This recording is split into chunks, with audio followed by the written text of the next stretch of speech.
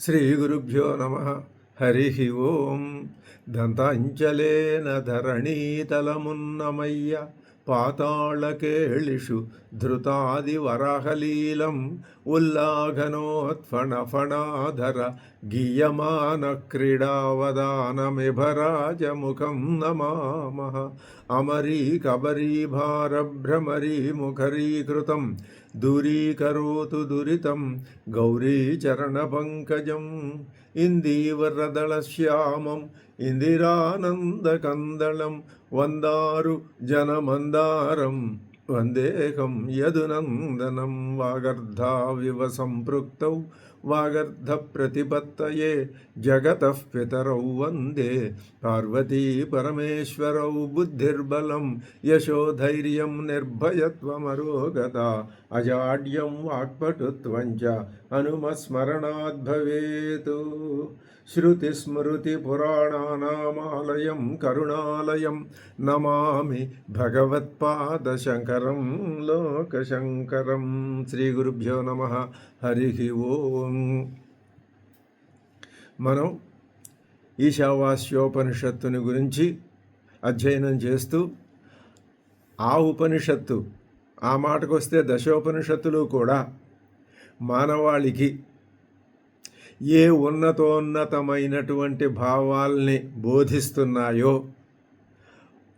ఆ భావాల్ని మనం కూడా తెలుసుకొని ఆ భావాల ద్వారా మనం ఎటువంటి ఫలితాలని సాధించాలని వేద ఋషులు ఆశించారో అందుకు అనుగుణంగా మనం కూడా అటువంటి ఆ స్థానాన్ని, ఆ ఫలితాన్ని పొందాలనేటటువంటి ఆశతో చేస్తున్న ప్రయత్నం, ప్రారంభించిన ప్రయత్నం ఈ ఉపనిషత్తుల యొక్క సందేశం అనే శీర్షికతో ఆ ఉపనిషత్తులు ఏ సందేశాన్ని చెప్తున్నాయో ఆ సందేశాన్ని గ్రహించటానికి మనం ప్రయత్నం చేస్తున్నాం. ఆ ప్రయత్నంలో ఉన్నాం. ఇక్కడ మనకి జగద్గురువులైనటువంటి శ్రీ శంకర భగవత్పాదుల పాదపద్మాలే శరణ్యం తప్ప మరొకటి ఏదీ లేదు. జిజ్ఞాసాపూర్వకమైన మనస్సు కలిగిన మనకి ఆ జిజ్ఞాసకి లక్ష్యమైనటువంటి ఆ ఉపనిషత్తు మాతకి మధ్యలో భగవత్పాదులు తప్ప మరేది మనకి ఏ విషయాన్ని గురించి మనం ఆలోచించటం అనవసరం. ఇప్పుడు మనం భగవత్పాదులు ప్రసాదించినటువంటి సంబంధ భాష్యంలో దాన్ని క్షుణ్ణంగా గ్రహించాం. ఆ గ్రహించటం వల్ల ఏం జరిగింది? భగవత్పాదుల యొక్క హృదయం ఏమిటో మనం స్పష్టంగా పట్టుకున్నాం. ఇంకా మనకి భయం ఏమిటి? ఆ తర్వాత మొదటి మంత్రవర్ణంలోకి వచ్చాం. దాంట్లో కూడా భగవత్పాదులు స్పష్టంగా ఈశా అనే పదానికి అహమేవ సర్వం అన్న రూపంతో అహమేవ ఇదం సర్వం అని స్పష్టమైన అర్థాన్ని చెప్పారు. కొండంత ధైర్యాన్ని ఇచ్చారు. లేకపోతే ఆ మాట అనే ధైర్యం మనకెవరికి రాదు. అటువంటి ధైర్యాన్ని ఇచ్చిన శంకర భగవత్పాదుల్ని వారి పాదపద్మాలకి నమస్కారం చేసుకుంటూ మొదటి మంత్రవర్ణాన్ని పూర్తి చేశాం. ఇప్పుడు రెండో మంత్రవర్ణంలోకి వచ్చాం. ఆయన ఏం చెప్పారంటే రెండో మంత్రవర్ణంలో అసలు ఆ మంత్రవర్ణం ఏమనుంది? కుర్వన్ని వేహ కర్మాణి జిజీవిషేచ్ఛతగుం సమాహ తేన ఏవం త్వయి నాణ్యధేతోస్తి న కర్మ లిప్యతే నరే. ఇది మంత్రవర్ణం. అంటే నువ్వు జ్ఞాననిష్ట కుదరకపోతే, ఆ మాట కూడా భగవత్పాదులే చెప్పారు, ఆత్మవిధుడవైతే సరే ఆత్మని గురించి తెలుసుకోవాలనే ప్రయత్నంలో నువ్వు ఒక అడుగు ముందుకు వేసుకుంటూ వెడుతూ ఉంటే మధ్యలో ఈ శరీరాలు వస్తాయి పోతూ ఉంటాయి, కానీ నీ ప్రయాణం మాత్రం జరుగుతూనే ఉండాలి. ఇది చాలా ముఖ్యమైన విషయం. ఆత్మ విషయం తెలుసుకోవటం ఒక అడుగుతో, 2 అడుగులతో, ఒక రోజుతో, 2 రోజులతో పూర్తి అయ్యేది కాదు. ఎప్పుడు పూర్తి అవుతుంది? నువ్వు అది అయిపోతేనే పూర్తి అవుతుంది అయినట్టు లెక్క. అది అవటం అనేది ప్రమాణం ఎవరు చెప్తారు? ఆ విషయం తర్వాత. అది ఆ ప్రయత్నం జరుగుతూనే ఉండాలి. మధ్యలో ఇలాంటి శరీరాలు వస్తూ ఉంటాయి, పోతూ ఉంటాయి. ఈ ఫలితం నెరవేరినట్టు నీకు ఎక్కడ రుజువు? అంటే ఇంకా నీకు శరీరాలు ఏమీ రాని స్థితికి నువ్వు చేరుకుంటావు. అప్పుడు నీకు నేను అనే స్పృహ, అంటే ఈ మిథ్యాత్మ, గౌణాత్మ ఇలాంటి దానికి సంబంధించిన ఈ నేను అనే స్పృహ కానీ, ఈ శరీర స్పృహ కానీ ఇదేం ఉండదు. ఏం ఉంటుందో నాకు తెలియదు, నేను ఇప్పుడు చెప్పలేను, పెద్దలు చెప్పిన మాటే. అప్పుడు ఏముంటుందో చెప్పచ్చు. ఆభరణాలన్నింటినీ తాను మింగేసి నేనే బంగారం అని కూర్చుంటే అది ఎలా ఉంటుందో ఆ స్థితిని మనం కొంత ఊహించవచ్చు. సరే, నువ్వు కర్మాని కుర్వన్నేవేహ జీజీవి 100 ఏళ్ళు బతకవయ్యా అంటే అందులో ఇంకో అంతరార్థం ఉంది. నువ్వు అప్పుడు జీవితం మీద విరక్తిని ఏర్పరచుకోవక్కర్లా. ఆత్మజ్ఞానం కావాలి అంటే ముందు వైరాగ్యం కావాలి. వైరాగ్యం కావాలి అంటే జన్మ మరణాల మీద దృష్టి ఉండకూడదు, వాటిని గురించి పట్టించుకోకూడదు. ఇంకా మరణాన్ని గురించి నువ్వు అంటే మరణించమని మరణించవద్దని దీనికి సంబంధించిన అటువంటి దురభిప్రాయాలు కాదు. భగవంతుడిచ్చిన ఆయువు అందరూ జీవిస్తారు, జీవించాలనే కోరుకోవాలి. కానీ మరి ఇక్కడెందుకు ప్రత్యేకించి నొక్కి నొక్కి చెప్తున్నారు విషయత్ అని? అది అర్థం చేసుకోవాలి. అంటే నిష్పక్షపాతంగా చెప్తున్నారే కానీ వేద ఋషులు వాళ్ళ ఆలోచన మాత్రం మొదటి మంత్రవర్ణం మీదే ఉందని అర్థమవుతోందిగా. లేకపోతే విషయత్ అని చెప్పటం ఎందుకు? ఇది మన అభిప్రాయం, తప్పేం లేదు. కుర్వన్నేవేహ కర్మాణి విషయత్, జీవించవయా హాయిగా. ఎంతకాలం అండి? శతకం సమాహ. తక్కువ చెప్పటం ఎందుకు నీకు? 100 ప్రమాణం. 100 కంటే ఎక్కువ బతుకుతావా? బతుకు. ఎక్కడో ఎక్స్ట్రాడినరీ కేసులు ఉంటాయి, అది వేరే సంగతి. అలా బ్రతికితే ఏమవుతుందంటారండి? ఏమవుతుందంటావా? నువ్వు అగ్నిహోత్రాదులైనటువంటి విధి విహిత కర్మల్ని ఆచరిస్తూ పోతూ ఉంటావు కాబట్టి నీకు అశుభ కర్మల యొక్క పాప ఫలితం అంటదు. ఎందుకని? నువ్వు నరత్వాభిమానివిగా ఉన్నావుగా. ఈ 2 మాటలు ఇక్కడ మనకి వేద ఋషి యొక్క హృదయాన్ని పట్టిస్తున్నాయి. విషయత్ అనేది, నరే అనేది 2 మాటలు. మనం ఆ మాత్రం తెలుసుకోలేనంతటి తెలివి తక్కువ వాళ్ళం కాదు. మొట్టమొదటి మంత్రవర్ణంలో 2 మాటలు పట్టేసుకున్నాం మనం గట్టిగా. ఏమిటా మాటలు? ఈశా వాస్యం. సరే, అది అందరూ చేస్తారు, నువ్వు నేను చేసేది ఏమిటయ్యా అంటే అందరితో పాటే మనం. తర్వాత శక్తేన భుంజీధాహ, 3వది మాగృతాహ. ఇవి మాత్రం మనకు గట్టిగా మనసులో పడిపోయినాయి కదా. ఇప్పుడు విషయత్ నరే. విషయత్ అనే భావం ఎప్పుడు వస్తుంది? అభిమానిగా ఉన్నప్పుడు వస్తుంది. ఉండు, నా కర్మలు ఇచ్చేతే నీకు ఒక హామీ ఇస్తాం, పాపకర్మల ఫలితం నీకు అంటదు. కాబట్టి మొట్టమొదటి మంత్రవర్ణమేమో జ్ఞాననిష్ఠుల్ని గురించి చెప్పాము, తర్వాతి మంత్రవర్ణమేమో కర్మనిష్ఠుల్ని గురించి చెప్పాము. ఇక్కడ లోకంలో పెద్దలందరూ చెప్పేది ఏమిటయ్యా అంటే కర్మనిష్ట ఉంటేనే కానీ, అది పరిపాకం పొందితేనే కానీ, అలా పొందిన మనస్సులోనే జ్ఞాననిష్ట అలవడుతుంది. ఇది సర్వదా అనుసరణీయమైనటువంటి శిరోధార్యమైనటువంటి విషయమే. మరి ఒకవేళ మనస్సులో నా బోటివాడు ఉన్నాడు, మనస్సులో నిరంతరం ఆత్మతత్వం ఏమిటి తెలుసుకోవాలి అనే ఆ జిజ్ఞాస, అది ఆ విత్తనం నేలలో పాతి పెడితే అది ఏం చేస్తుంది? నేలలోనే కూర్చోదు, నెమ్మదిగా అది పగలగొట్టుకొని ఆ అంకురం నేలని చీల్చుకుని బయటకు వస్తుంది.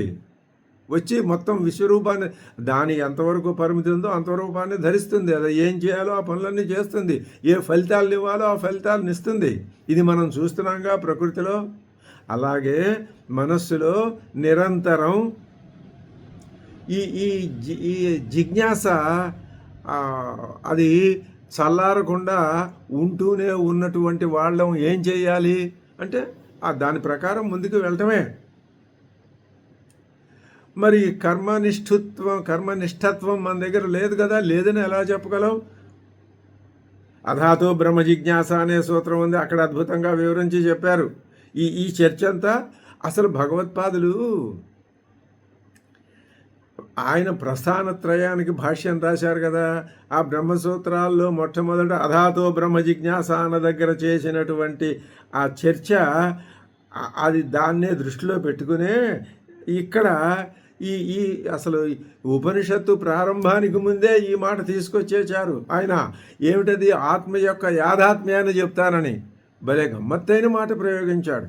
ఆత్మ యొక్క యాథాత్మ్యం, ఆత్మ యొక్క అసలు ఆత్మస్వరూపం, అది దాని గురించి మనం చెప్పుకున్నాం.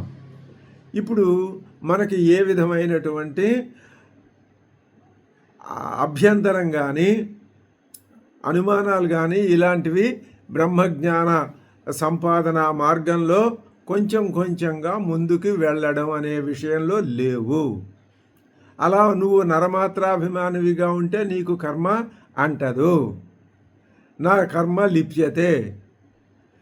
ఇప్పుడు ఇంకొక ఆఖరి మాట చెప్తున్నారు, నా అన్యథా ఇతః అస్తి. ఇంతకంటే వేరే లేదు, దేనికంటే వేరే ఏది లేదు. ఇప్పుడు మంత్రవర్ణాల్లో ఏ వాక్యానికి ఆ వాక్యమే. ఒక్కొక్కసారి మొదటి వాక్యాన్ని ఆధారం చేసుకొని రెండో వాక్యం ఉంటుంది, కానీ ప్రతి వాక్యానికి ఒక స్వతంత్ర ప్రతిపత్తి అంటూ ఉంటుంది. నా అన్యథా ఇతః అస్తి, ఇంతకంటే వేరే మార్గం లేదు. దీని గురించి చర్చిస్తే దేనికంటే వేరే ఏ మార్గం లేదు అంటే, దేనికంటే అంటే మొదట బ్రహ్మనిష్ట, అది లేకపోతే, అది రాకపోతే, అది చాలకపోతే, దాని మీద ఇంకా దృష్టి పోకపోతే మనకు దృష్టి పోతుంది. కాబట్టి మనకు మినహాయింపు ఇచ్చేశారు, విఐపి దర్శనానికి అనుమతి ఇచ్చేశారు మనకి. కాబట్టి మనం వర్రీ పడక్కర్లేదు. చాలకపోతే, ఇంకా మనసులో కుదరకపోతే అప్పుడు కర్మనిష్టను వదిలిపెట్టకు, అది ప్రధానం. ఇది లేక అది లేక రెండూ లేకపోతే ఏ ఫలితం ఉంటుందో తర్వాత చెప్తారు, శాపాలు పెడతారు, చంపేస్తారు. సిగ్గుపడి తలంచుకోవాలి. అప్పుడు మనం ఇంత ఘోరమైన స్థితిలో ఉన్నామా అని మనం అన్ని స్థితులు అనుభవించాలండి. అప్పుడే మనకి అసలు విషయం ఏమిటో అర్థమవుతుంది. ఆ విషయం తర్వాత చూద్దాం. నా అన్యథా ఇతః అస్తి, ఇంతకంటే వేరే ఏది లేదు. ఎందుకంటే బ్రహ్మజ్ఞాన సంపాదన ఉండాలి, లేదా కర్మజ్ఞానంలో అవిరత ప్రయాణం ఉండాలి. ఈ రెండు తప్ప మూడో మార్గం లేదు బొమ్మని ఉపనిషత్తే చెప్తోంది.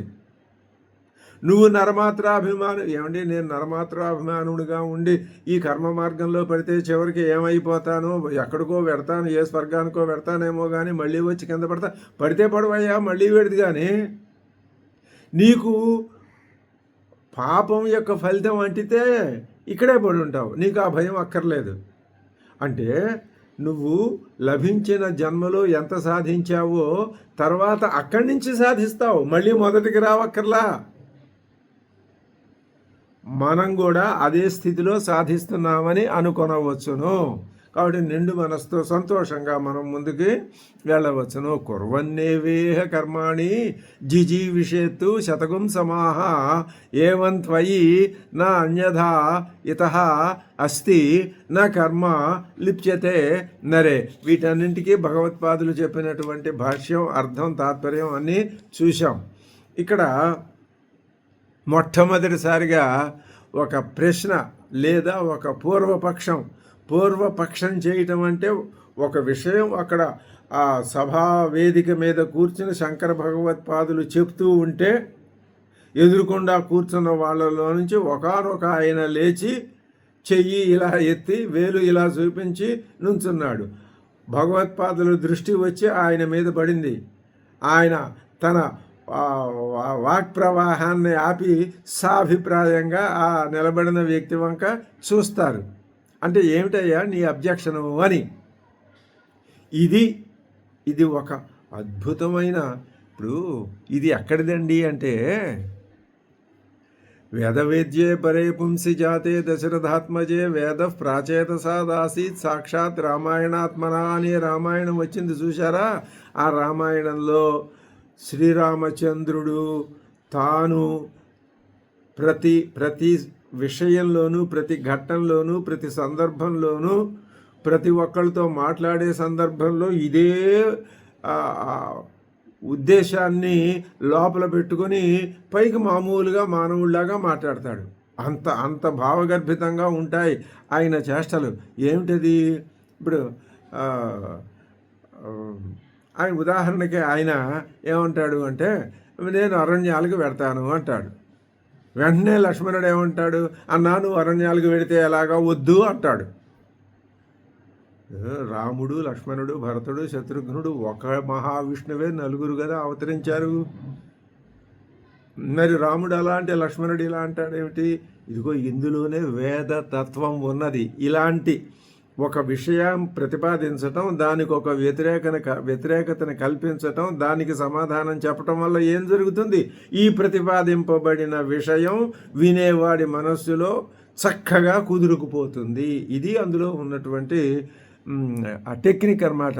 ఇప్పుడు అదే శంకర భగవత్పాదులు కూడా ఇక్కడ మొత్తం ప్రస్థానత్రయ భాషల్లో ఎక్కడ చూసినా ఇదే పూర్వపక్షం సిద్ధాంతం. దాని మూలాన ఏమవుతుంది? అది బాగా చర్వితం అయిపోయి అది మనస్సుకు పడుతుంది. లేకపోతే ఉన్న ఒక ముక్క చెప్పేసి అలా వెళ్ళిపోతే ఏమైంది? ఇది ఈ చెవిలోంచి వస్తుంది, ఈ చెవిలోంచి పోతుంది. అలా ఉండదు. అందుకని ఇప్పుడు ఒక ప్రశ్న, ఒక పూర్వపక్షం, ఆయనే పూర్వపక్షి ఎవరు? భగవత్పాదులే, అంతా ఆయనే. ఇది అద్వైతం అంటే. ఆయన ఇప్పుడు ఒక ప్రశ్న అడుగుతున్నాడు. ఆ ప్రశ్న ఏమిటో మనం చూద్దాం. ఏమిటి ఆ ప్రశ్న అంటే, కథం పునః ఇదం అవగమ్యతే. ఇప్పుడు ఈ ఈ విషయం ఎలా తెలుస్తుందండి? అవగమ్యతే, తెలియబడుతుంది. మాకు ఎలా తెలుస్తుంది? మీకు ఎలా తెలుస్తుంది? మీరు ఎలా చెప్పారు, మేము ఎలా వినాలి? అసలు ఈ విషయం ఎలా బయటకు ఎందుకు చెప్తారండి? మీరు ఎలా చెప్తారండి? ఏ ప్రాతిపదిక మీద, ఏ హక్కుతో మీరు చెప్తారండి? ఏ విషయం అయ్యా? ఏ విషయం అంటారా? నేను చెప్తా వినండి. పూర్వేణ సన్యాసిన జ్ఞాననిష్ట ఉక్త ద్వితీయేన తదశక్తస్య కర్మనిష్ట ఉక్త ఇది. భగవత్పాదులు వారు మీరు ఏదో చెప్తున్నాము అనుకుంటే మేము ఊరుకోమండి. మిమ్మల్ని మీ యొక్క ప్రతి మాటని, ప్రతి ఆలోచనని, ప్రతి కదలికని మేము గమనిస్తూనే ఉంటాం. ఎక్కడ మాకు అసంతృప్తి కలిగితే అక్కడలా లేచి నిలబడి మిమ్మల్ని ముందుకు వెళ్ళనీయకుండా మేము అడ్డం పడి ప్రశ్నిస్తూనే ఉంటాం. మాకు జవాబు చెప్పగలగటం చేత అవుతుందా? చెప్పి ముందుకెళ్ళండి, లేకపోతే ఓ దండం పెట్టి వెనక్కి వెళ్ళిపోండి. ఇది అంత అర్థం ఉంది దాంట్లో. ఏమనంటున్నారు? ఏమయ్యా నువ్వు ఎలా మొట్టమొదటి శ్లోకం వలన, మంత్రవర్ణం వలన బ్రహ్మనిష్ట చెప్పారండి అని చెప్పారుగా ఇంతకుముందు. ఈ రెండవ శ్లోకం వల్ల, ఈ శ్లోకం వల్ల కర్మనిష్ట చెప్తున్నారండి. మొదటి దాని వల్ల ఏమో నివృత్తి మార్గం చెప్పారండి. రెండవ శ్లోకం వల్లతో వెంటనే ప్రవృత్తి మార్గం చెప్పారండి. లోకంలో ఉన్నవి రెండే మార్గాలండి, ప్రవృత్తి, నివృత్తి. ఇక్కడ ఒక చిన్న ఉదాహరణ గుర్తొస్తున్నది. ఆధునిక కాలంలో విద్యుత్ శక్తిని ఉత్పత్తి చేస్తారు. ఆ విద్యుత్ శక్తి ఏమవుతుంది? బయలుదేరి ఒక తీగ గుండా ప్రయాణం చేసి మళ్ళీ ఎక్కడికి వెళ్తుంది? బయలుదేరిన చోటుకే వస్తుంది. ఇది ధనాత్మకం, అది రుణాత్మకం. ఈ రెండూ కలిపితేనే ఆ విద్యుత్ యొక్క మొత్తం వలయం సంపూర్ణం అని మనకి శాస్త్రజ్ఞులు చెప్తూ ఉంటారు కదా. అలాగే ఈ లోకంలో ఉన్నవి రెండు పద్ధతులు. ఉంటే ప్రవృత్తి మార్గం, లేదా నివృత్తి మార్గం. అలా చెప్పకూడదు. ఉంటే ప్రవృత్తి మార్గం అంటే అందులోనే పడి ఉంటాడు, ఉంటే నివృత్తి మార్గం అంటే ఇందులోనే పడి ఉంటాడు. ఇందులోకి వచ్చేవాళ్ళు, ఈ గేట్లోంచి వచ్చేవాళ్ళు కొందరు, ఈ గేట్లోంచి ఇటు వెళ్ళేవాళ్ళు కొందరు. ఈ డివిజన్ ఏర్పడిపోయి వాళ్ళు వీళ్ళు కలవటం అసలు అది ఉండదు. అలా చెప్పకూడదు, అది కాదు. రెండు మార్గాలు నీకు కనిపిస్తాయి. అసలు ఒకటండి, ఉన్నది ఒక్కటే తత్వం, కానీ నీకు రెండుగా కనిపిస్తోంది. అన్నింటినీ నువ్వు రెండుగా చూడటానికి అలవాటు పడ్డావు కదా. అందుకని ఇది కూడా మీకు చెబుతున్నాం. ఏం చెప్తున్నారండి? ప్రవృత్తి మార్గం అని, నివృత్తి మార్గం అని రెండు మార్గాలు చెప్పాం. మేము చెప్పాము అంటే అది నిజంగా మా హృదయం కాదు, నువ్వు తెలుసుకోవాలి. మరి రెండు నిజంగా లేవు అండి? లేవు. ఎన్ని ఉన్నాయండి? ఒకటే. ఏమిటది? నివృత్తి మార్గమే ప్రధానం. ప్రవృత్తి మార్గం వెళ్ళి అందులో కలిసిపోవాల్సిందే. ఓహో, అంత అంతరార్థం ఉందా అండి? ఉంది. అది మాకు ఎలా తెలుస్తుందండి? ఇదిగో ఈ చర్చ ఇక్కడ మొదలుపెట్టాంగా, ఇది చూసి తెలుసుకోండి. ఏమిటా చర్చ? కథం పునరేదం అవగమ్యతే పూర్వేణ సన్యాసిన జ్ఞాననిష్ట అంటే మొట్టమొదటి మంత్రం ఎవరికి? సన్యాసిన. తేన త్యక్తేన మనం ఎవరం? ఇటు సన్యాసులము కాదు, ఆ కర్మనిష్ఠులము కాదు. కానీ ఈ స్థితి మనకి ఇక్కడ మన యొక్క పూర్వజన్మకృత పాపం వల్ల వచ్చిందా? ఏమీ భయపడక్కర్లేదు, బాధపడక్కర్లేదు. ఆ స్థితులన్నీ అనుభవించే ఇక్కడికి వచ్చామనుకుంటే ఆనందమే. సరే, మాటిమాటికి ఆ చర్చ అక్కర్లేదు మనకి. ఇప్పుడు సన్యాసి తేనత్యక్తేన ఆ త్యాగంతో భావించిన వాళ్ళకేమో జ్ఞాననిష్ట చెప్పారు. ఇక్కడ తదశక్తస్య ఆ జ్ఞాననిష్ట చేతకాని వాడికి ద్వితీయేన కర్మనిష్ట ఉక్త అని మీరు ఎలా చెప్తారండి? ఏమిటండి ప్రమాణం మీకు? ఇది ఆ పూర్వపక్షి యొక్క ప్రశ్న.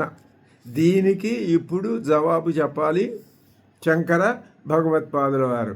ఆయన ఏమంటున్నాడు? ఉచ్యతే. చెప్తామయ్యా, మేమేం చెప్పలేకపోతే కదా చెప్తాం. ఏం చెప్తారండి అంటే, జ్ఞానకర్మణో విరోధం పర్వతవత్ అకంప్యం యథోక్తం నస్మరసికిం. పైన ఇంతకుముందు చెప్పాం కదా, నస్మరసికిం. నువ్వు మర్చిపోయావా? ఏం మర్చిపోయామండి అంటే అని సూటిగా చెప్పలా, చెప్పానని చెప్తున్నారు. జ్ఞానకర్మణోహో విరోధం.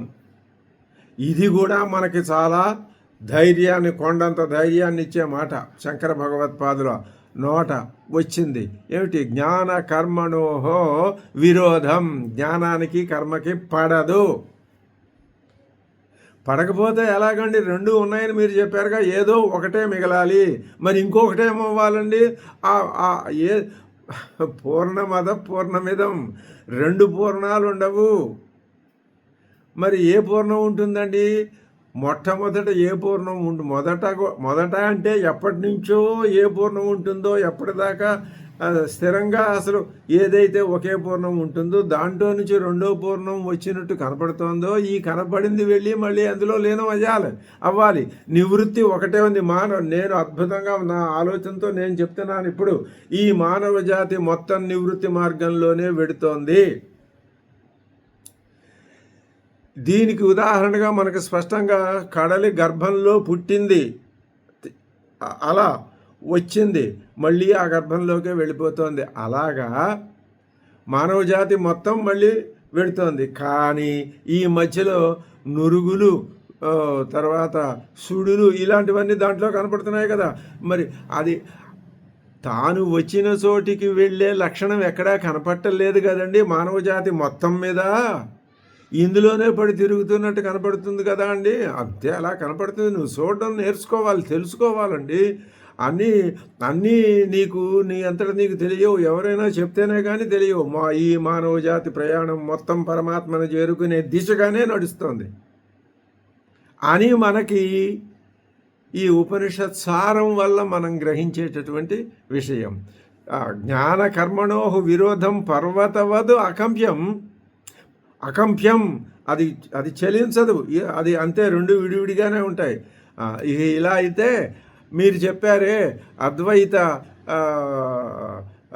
అద్వైతానికి తమరు పెట్టని కోట అని, అది ఉట్టి మాటేనండి భగవత్పాదుల వారు.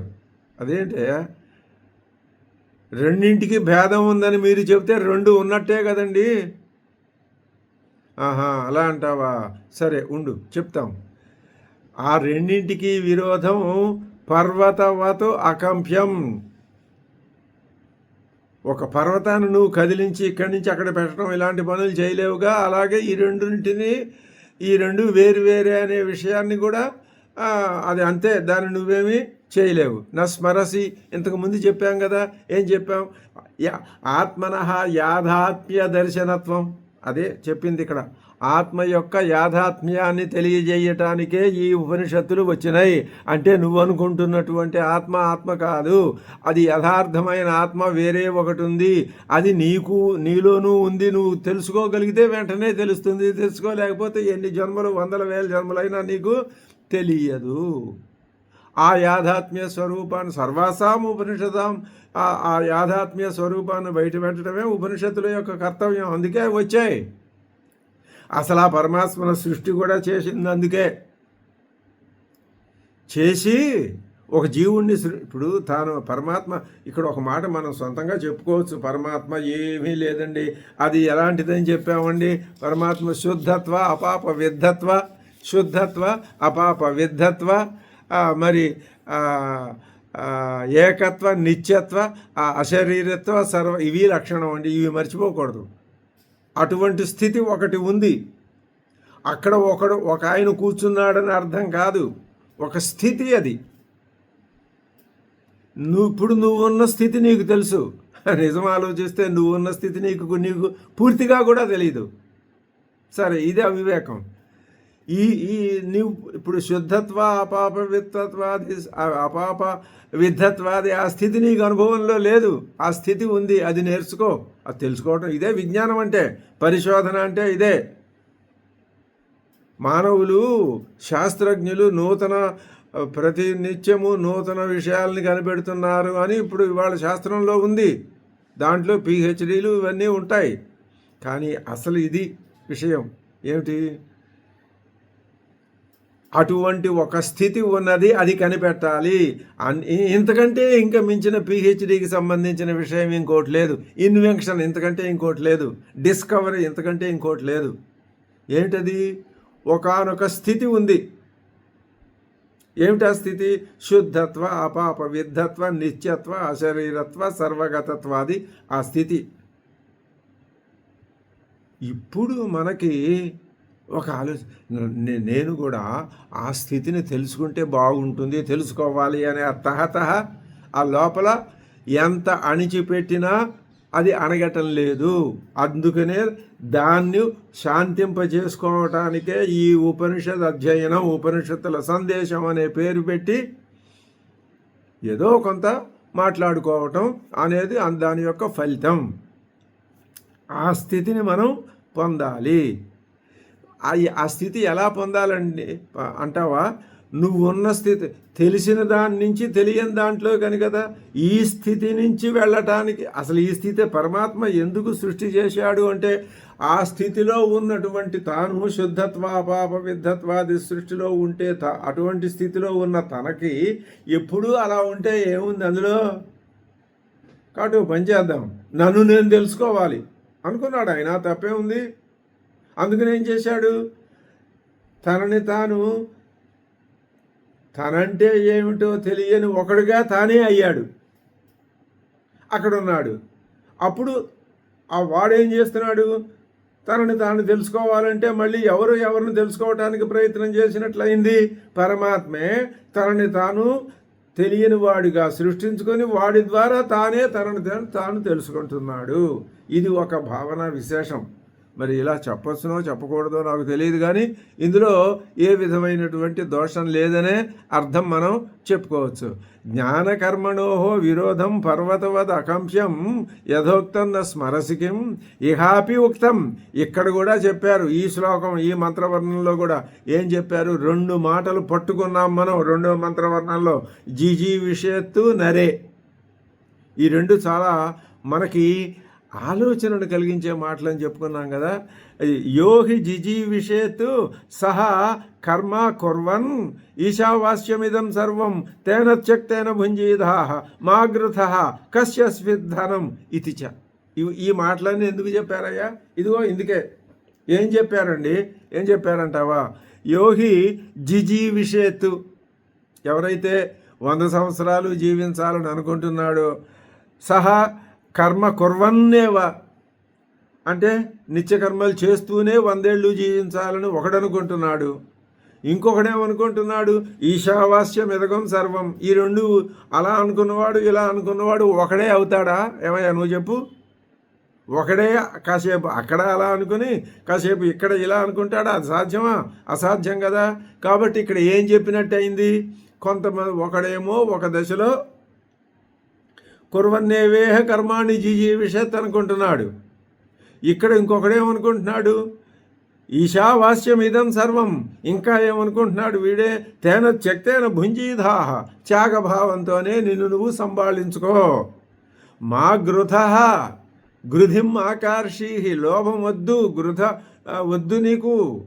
ఆశ వద్దు, కామం వద్దు, లోభం వద్దు, మోహం వద్దు, అహంకారం వద్దు, ఏది వద్దు. దేని మీద? ధనం మీద, ధన సమానమైన ఇతర విషయాల మీద. ఎందుకని? కస్యస్విత్ ధనం, ఎవరిది? అంతా నువ్వే. ఆత్మ యాథాత్మ్యాన్ని తెలుసుకున్నావుగా. ఏమని తెలుసుకున్నావు? తెలుసుకుని ఏం చేశావు? ఈ సర్వాన్ని ఈశ్వర భావనతో కప్పేశావుగా. అంతా ఈశ్వరుడేగా. ఇంకా ధనం ఎక్కడుంది? ఆశ ఎక్కడుంది?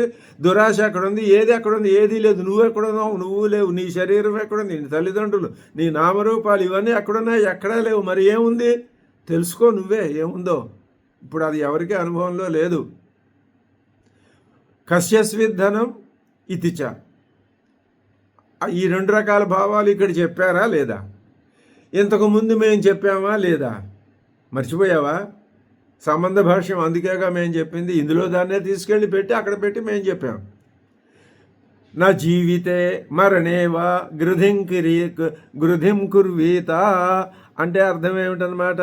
జీవితంలో కానీ మరణంలో కానీ లోభం పనికి రాదు. జీవించాలనుకున్నా నేను జీవించాలండి, నాకు మొత్తం అంతా ఆస్తిపాస్తులు నేను పోగేసుకోవాలి అంటే అప్పుడు కూడా గృధి వద్దు. శిక్ష పడుతుంది నీకు. నువ్వు దాంట్లో ఏదైనా తప్పులు చేస్తే గవర్నమెంట్ ఊరుకోదు. ఏదో అక్రమ సంపాదనని తీసుకెళ్ళి నేను లోపల పడేస్తారు. లంచం పుచ్చుకున్నామని లోపల పడేస్తారు. కాబట్టి జీవితేవా మరణేవా. మరణేవా అంటే అర్థం మరణంలో కానీ అంటే మరణంలో లోభం ఏముంటుంది? మరణం లోభాన్ని కలిగే లోభం ద్వారా అంటే మరణం మీద భయం ఇలాంటివి. మరణం తప్పదనేటటువంటి ఒకానొక స్థితి ఆలోచన ఇవి లేకుండా అవి చూసుకో. నువ్వు లోభమును చెయ్యరాదు. కాబట్టి ఏం చేయమన్నారు? నా జీవితే మరణేవా గృధిం కుర్వేత. కాబట్టి ఏం చేయమన్నారు ముందు అంటే అరణ్యమియాత్ ఇతిచ పదం. గృధి వద్దు కాబట్టి నువ్వు అరణ్యమియాత్ అడవులకు వెళ్ళిపో, అరణ్యాల్లోకి వెళ్ళు అని కూడా ఇతిచ పదం. పదం అంటే వేద వేద వేద పదమే. వేదంలో ఇప్పుడు ఈశావాస్యం ఆ మంత్రవర్ణం పదం. అలాగే ఈ 2 కుర్వన్నేవేహ కర్మాణి ఈ 18 మంత్రాలు పదాలే. ఉపనిషత్తుల్లో ఉన్నదంతా శ్లోకాలన్నీ అవన్నీ పదాలే. ఇతిచ పదం. ఆ పదం ఏం చెప్తోంది? మరణంలో కానీ జీవితంలో కానీ అంటే ఏ దశలో కూడా గృధి వద్దని చెప్పిందిగా నీకు. గృధి లేకపోతే ఏం చేయాలి? అరణ్యాలకు వెళ్ళిపో. అదెందుకండి? ఇక్కడ ఉన్నావనుకో నీకు గృధి తప్పదు. ఇక్కడ ఒక అర్థం తోస్తోంది. ఇక్కడ ఉంటే గృధి తప్పదా అండి? తప్పదు. తప్పుతుందండి. అదేంటే మేము తప్పదని మేము అంటుంటే నువ్వు తప్పుతుందంటావు. ఎక్కడ తప్పుతుందో చెప్పు. ఎక్కడ తప్పుతుందంటారా? నేను మొత్తం ఇదంతా ఈశావాస్యమే అనే దృష్టితో ఉన్నాను. ఆ సమయానికి ఏదైనా ఎవరైనా ఇంత పెడితే 2 ముద్దలు తిని ఈ శరీరాన్ని పోషిస్తా, త్యాగంతో బాలయేథా అని చెప్పారుగా మీరు. అలాగే చేస్తా. ఇంకా నా గృధితో పనే ఉంది. అక్కడ గృధితో నువ్వు జయిస్తే పని లేదు. జయించకపోతే నీకు అందులోనూ గృధి వలన ఏదైనా జరుగుతుందో నువ్వు అనుకుంటే పొరపాటు పడతావేమో అని అలా చెప్పాం. మరి నువ్వు ఇంకొకటి ఉంది కదా, ఏది ప్రవృత్తి మార్గం చెప్పాం కదా, కుర్వన్నేవేహ కర్మాణి. ఇక్కడ నీకు ప్రతిదీ గృధి వచ్చి పడిపోతుంది అంతే. నువ్వేం చేయాలి? అన్నీ సమకూర్చుకోవాలి. సమకూర్చుకోవాలంటే ఏం కావాలి? నీకు ధనం కావాలి. ధనం కావాలంటే ఏం చేయాలి? సంపాదించాలి. లోపమే. కాబట్టి నువ్వు గృధిని కలిగి ఉండకూడదని వేదం చెప్పింది అంటే నువ్వు ఎక్కడికి వెళ్ళిపోవాలి? అరణ్యాలకు వెళ్ళిపోవాలి. అక్కడ అక్కర్లేదు. దొరికిన ఆకులు, అలములో, దుంపలో, కాయలో, కసల్లో తింటావు, బతుకుతావు, ఆత్మనిష్టలో ఉంటావు. ఒకవేళ అగ్నిహోత్రాది కార్యాలు చేయాలన్నా అయాచితంగా అక్కడ దొరికినవేవో లభించి అక్కడ పెట్టి చేస్తావు తప్ప గృధితో ఉండక్కర్లేదు. అందుకని అడవులకు వెళ్ళిపో. నా పునరియాత్, మళ్ళీ తిరిగి రాకేహ. ఇది సన్యాస శాసనాత్. ఇది సన్యాసులకు చెప్పిన శాసనం కదా. ఇది కూడా ఎవరు చెప్పారు? వేదమే చెప్పింది. ఉభయోహో ఫలభేదంచ వక్ష్యతి. అంటే ఆ రెండింటికి ఫలభేదాన్ని కూడా శృతి మనకి చెప్పబోతోంది. ఎప్పుడు అక్కడ చెప్తుందంటే ముందు ఏమైనా చెప్తుందేమో మనం చూద్దాం. ఇమౌ ద్వౌ ఏవ పంధానౌ ఇమౌ ద్వౌ ఏవ పంధానౌ, ఇవి రెండే మార్గములు. అనునిష్క్రాంతతరౌ, పరంపరాగతంగా వస్తున్నాయి, అవిచ్ఛిన్నంగా వెనకటి కాలం నుంచే మనకు వచ్చినటువంటి పద్ధతులు రెండే.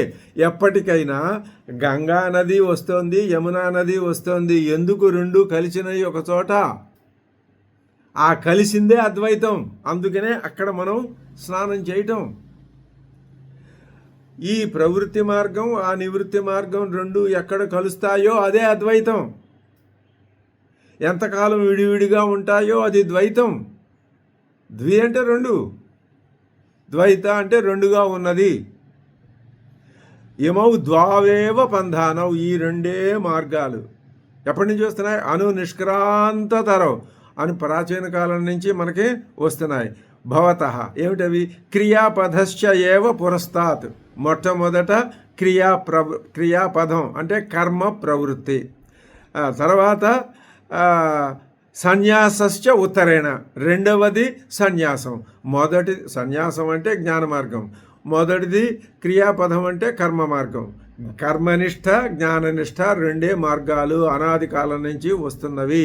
ఇమౌ ద్వావేవ పంధానౌ అనునిష్క్రాంతతరౌ భవతః క్రియాపదశ్చ ఏవ పురస్తాత్ సన్యాసశ్చ ఉత్తరేణ నివృత్తి మార్గేణ ఏషణాత్రయస్య త్యాగః. సన్యాసం ఏమిటండి అంటే ఆ ఏషణాత్రయాన్ని త్యజించి నివృత్తి మార్గంలో వెళ్ళటమే సన్యాసం. గృహస్థులు ఒక 100 మంది ఉంటే, లేకపోతే 100 తీసుకుందాం, పోని ఒక 1,00,000 మంది గృహస్థులు ఉంటే ఎంతలో? 1,00,00,000లో 1,00,00,000 మంది. ఆ 1,00,00,000 మందిలో అలా కాదు, ఒక 100 మంది జనం, 100 కదా ప్రమాణంగా తీసుకునేది ఎప్పుడు. 100లో 99 మంది గృహస్థులుంటే ఆ 99 మంది గృహస్థులకి ఒక సన్యాసి వస్తాడు. ఇది అనుశాసనం, ప్రకృతి నిర్మాణం. ఇది మొత్తం అంతా గృహస్థులుగానే ఉండరు, మొత్తం అంతా సన్యాసులుగానే ఉండరు. ఒక నిష్పత్తి అనేది ఒకటి ఉంది. ఏమిటది? 99 × 1. అలాగే ఏషణాత్రయం విడిచిపెట్టిన వాళ్ళు ఎక్కడో 100కి 1,00,00,000కి ఒక్కరుంటారు. ఈ రెండు మార్గాల్లో ఏది గొప్పది? తయోహో సన్యాసపథ ఏవ అతిరేచయతి. కర్మ మార్గం స్పష్టంగా చెప్తున్నారు భగవత్పాదులు. ఇంకొక విషయం కూడా, కర్మ మార్గం బాగా బ్రహ్మాండంగా ఆచరింపబడుతూ ఉన్నది, గతంలో ఆచరింపబడే ఉన్నది, ఎప్పటి నుంచో ఆచరింపబడింది, ఇప్పుడు కూడా ఆచరింపబడుతోంది, ఇక ముందు కూడా ఆచరింపబడుతుంది. అర్థమైందా నేను చెప్పిన విషయం? కర్మ మార్గం గతంలో ఎప్పుడూ పూర్తి 100కి 100% ఆచరణలో ఉంది, ఈరోజు ఆచరణలో ఉంది. అది ఎక్కడా లేదండి, కర్మిష్ఠులు ఎవరు లేరండి అని అనుకోకూడదు. ఉన్నారు, ఎప్పుడూ ఉంటారు, భవిష్యత్తులో ఉంటారు. గతంలో ఉన్నారు, ఇప్పుడు ఉన్నారు, భవిష్యత్తులో ఉంటారు. ఎవరు? కర్మనిష్ఠులు. ఇంకా అంత అలా వాళ్ళే ఉన్నప్పుడు మరి జ్ఞాననిష్ట లోపల కలిగిన వాళ్ళు, ఆలోచన కలిగిన వాళ్ళు ఉండరా అండి? ఉంటారు. అంతమంది ఉన్నంత వీళ్ళు ఉండరు. మరి జ్ఞాననిష్ట కలిగిన వాళ్ళు ఎక్కడో 100కి 1,00,00,000కి ఒకడు ఉంటాడండి, పోని మళ్ళాంటి వాడు ఎవడో ఒకడు ఉంటాడండి, అంతా వీళ్ళే ఉంటారా? కాదండి, వీళ్ళల్లో నుంచి ఒక సన్యాసి వస్తాడు. ఇది అంతరం. అంటే అట్టడుగున ఉండే బేస్ ఏమో కర్మ, దాని తర్వాత జ్ఞాన